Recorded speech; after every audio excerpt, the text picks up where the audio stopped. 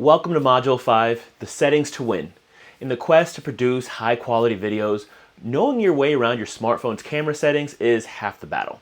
This module is to guide you through mastering those settings and ensuring every video you shoot is not just good, but great. First, we'll navigate the settings inside of your phone for both video and audio.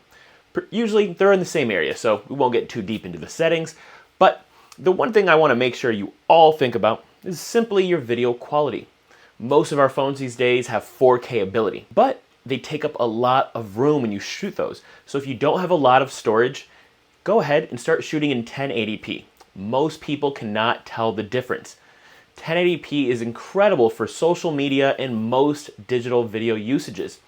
I only suggest doing 1080p if you have storage issues, but if you do not have storage issues, well then go ahead, shoot 4K.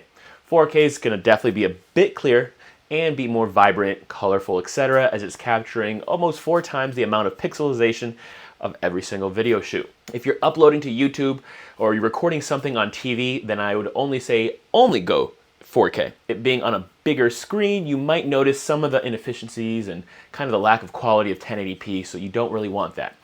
It's as easy as asking one of your friends to borrow their nicer phone, and most people have it these days. Next thing you'll notice, usually, especially on this iPhone, is the frame rate. Frame rate is very important when it comes to most video production, but we're here to be simple and effective.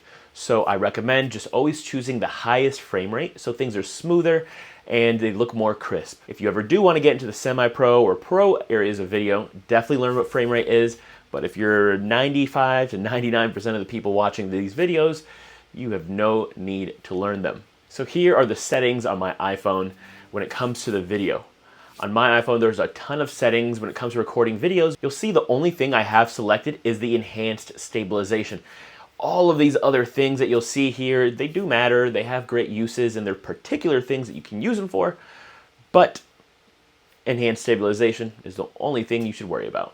If you have it available on your other phones, could be iPhone, Androids, etc., go ahead and select that. That's going to just kind of overall use its technology to make sure your slightly shaky hands and your shots are a bit smoother and stabilized. Remember, we want to be quick and effective, and that essentially means we're trusting the technology to do what technology can do. So let it do what it does. I'm not sure that's great grammar, but who cares? Next is simply understanding your phone and your camera.